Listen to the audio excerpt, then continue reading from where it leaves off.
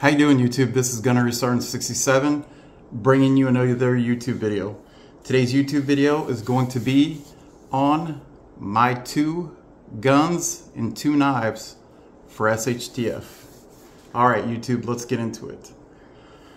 Alright, so today's video is going to be a mental exercise on the 2 firearms and the 2 knives that I would take with me during an SHTF event. A lot has went into this thought process as far as picking these 4 items. You know, I got to factor in things like multiple uses, durability, efficiency, accuracy. I also have to look at the ability for the firearms to logistically be able to support, you know, keeping it in the fight, such as bullets and repair parts, magazines, cleaning supplies, things like that. And for the blades, you know, what am I going to be able to utilize for the biggest bang for my buck to accomplish all my cutting tasks? So let's go ahead and get into this, YouTube. Let's go ahead and start with the knives first. My first pick for my first blade is going to be this Cold Steel Bushman spearhead / knife. Now this comes with a case, comes with a ferro rod. I went ahead and put about 10 feet of survival paracord. If you don't know what survival paracord is, it's normal paracord. It has 550 pounds of tensile strength, but it differs from normal paracord because it also has a strand of jute twine that you can utilize as a fire starter. It also has snare wire, and then it also has fishing line. So yes, now with these knives you got to be very careful, because if you put your hands above this line, you're going to cut yourself when you unsheath it, so be very careful. So once I unsheath it, it is a Cold Steel. You see the Cold Steel logo, and on the other side you see,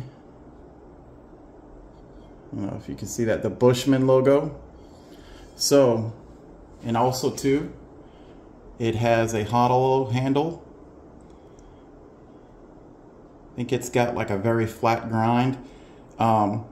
So basically what this is used for is, you can use it for a knife, but what its intended purpose is to be able to utilize this as a spear. If you can see, there's a hole that I would go ahead and use like an eye screw and screw it in and attach it to a pole, and I would make a spear. But what I would probably use it the most is I'd probably put like a 6 to 9 inch handle on it, secure it down, and then use it more as a machete. So that this would be like my chopping tool, my processing tool, you know, whacking through brush, things like that. It's very easy to sharpen. It can baton. It can do just about anything. It's pretty solid. It's pretty big. Anybody that's ever messed around with Cold Steel products knows that they're very durable. It's carbon steel, so it's very durable. So that is my first blade that I would utilize, that I would take with me during an SHTF event. Alright, my second blade would be the Mora Garberg. Now, it's in the survival sheath variant, but this blade, this is the carbon steel version. It's got a little over a 4-inch blade. It's got a Scandi grind. It's got a full tang. I think it's 5/16 thick blade. It's got a thick spine. It's a sharp 90-degree spine, so it makes it easy to strike a ferro rod. And this knife is very durable. My one go-to knife used to be the Becker or the K-Bar Becker BK2, but it's very, very thick. It's very heavy. It is good at a lot of things, but it's not great at a lot of things. And I think this one is a lot better. The blade is almost as long. It's not as thick, and you can utilize this for just about everything. You can utilize this to baton wood if you need to, smaller pieces, nothing crazy. You can use it to cut just about anything, process game. You can even use this if you have to in a pinch for self-defense, just like with the cold Steel Bushman. It keeps an edge really, really well. It's very, very easy to sharpen, and this is very sharp.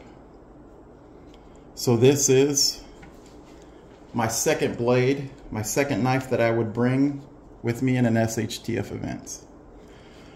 All right, let's go ahead and move to the firearms.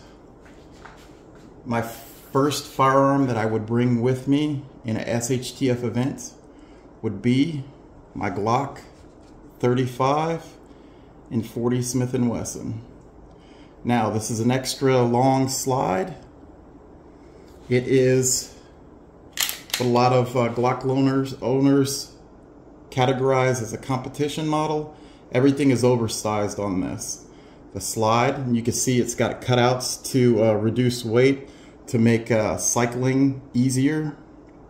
It has an oversized slide catch, and then a magazine catch right here. So they're all oversized. Again, this weapon is clear. It's very accurate. Now, the reason why I would bring this, number one, is I love 40 Smith & Wesson. I think it is the perfect combination between power and speed. It's not quite as big as a 45, but it is more powerful than a 9mm, and it is faster than a 45. It's that perfect sweet spot. Now, with this though, it's not just the caliber, the reason why I'm taking this firearm. It's the things that I have went ahead over the years and purchased with it to make this gun more versatile. The first thing is this Lone Wolf 40 Smith & Wesson conversion to 9mm. See how it has 35-9? That means that it's 35, Glock 35 to 9mm conversion barrel. You get the little wolf, Lone Wolf logo. I drop this in, or I disassemble the Glock. I go ahead and take out the factory barrel. I put the Lone Wolf conversion barrel in. Now I can go ahead and shoot 9mm out of this Glock 35.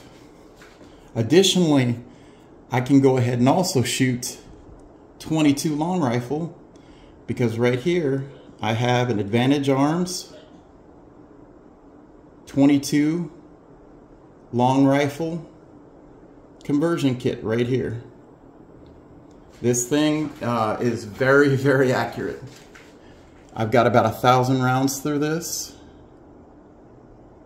and it is very accurate. It has the normal Glock factory sights, almost, if you will. These are adjustable just like the Glock 35 sights, so you can definitely sight it in, make it more accurate. So just out of my Glock 35 alone, I can shoot 3 different calibers. I can shoot the standard 40 Smith & Wesson. I can drop in the Lone Wolf 9mm conversion barrel and fire 9mm. And then I can also go ahead and put that Advantage Arms 22 long rifle conversion kit on top of it at the slide. And now I can go ahead and utilize 22 long rifles, so I can go ahead and take small game if I need to. All right, that was my first firearm that I would take in SHTF. Now, my second and last firearm I would take with me in an SHTF event would be my DPMS AP4 5.56 AR-15. Now, this shoots 5.56, and if your AR-15 is chambered in 5.56, then you can also shoot 2.23. But like I said before in the beginning of this video, that I needed to go ahead and pick firearms and knives that could do multiple tasks. So with this DPMS AP4 AR-15, I also went ahead and purchased a CMMG 22 long rifle conversion kit. You drop this in, you pull the old bolt carrier group out, you put this in, and now you can go ahead and fire 22 long rifle. Here's a magazine that goes with it. It can go ahead and load up 22 long rifle. And now, not only can I utilize this AR-15 for self-defense, hunting larger game like deer, coyotes, all of those other things, the medium range animals, hogs, things like that. Now I can go ahead and use this rifle to hunt small game if I go ahead and put this CMMG 22 long rifle AR-15 conversion kit in it. So with this kit, or with this sidearm and this rifle, I can shoot 5.56, 2.23, 22 long rifle. I can shoot 22 long rifle in both weapons. In the pistol, I can shoot 9mm and 40 Smith & Wesson. So just with these two firearms, I can go ahead and shoot 5 separate calibers of ammunition. That is a huge force multiplier to be able to, if I have to scrounge or barter for ammunition, if I ever run out of ammunition. Now, additionally, with these firearms, I said at the beginning of the video, one of the considerations was logistical support. With my AR-15, I have went ahead and purchased a bunch of DPMS AR-15 low receiver kits. This has everything to repair the trigger, the hammer, the pistol grip. All of these things. I've not got one, but I have 2 AR-15 low receiver kits. So if anything on this rifle breaks, I can go ahead and repair it. Additionally, the same thing goes for my Glock 35. Again, logistics was a big deal. I have right here from Rock Your Glock, I have a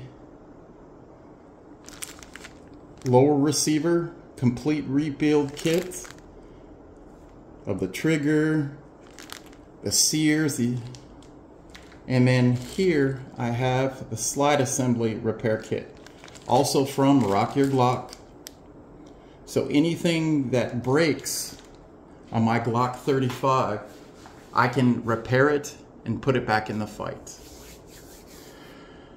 All right, so that is my 2 guns and 2 knives that I would take in an SHTF event if we're only limited to picking 2 of each. That is my rationale behind it. If you like this video, please go ahead and hit that like button. If you like my content, please go ahead and hit that subscribe button.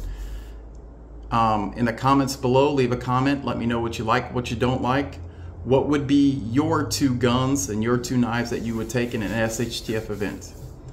All right, YouTube, that's about enough for today. This is Gunnery Sergeant 67. I'm out.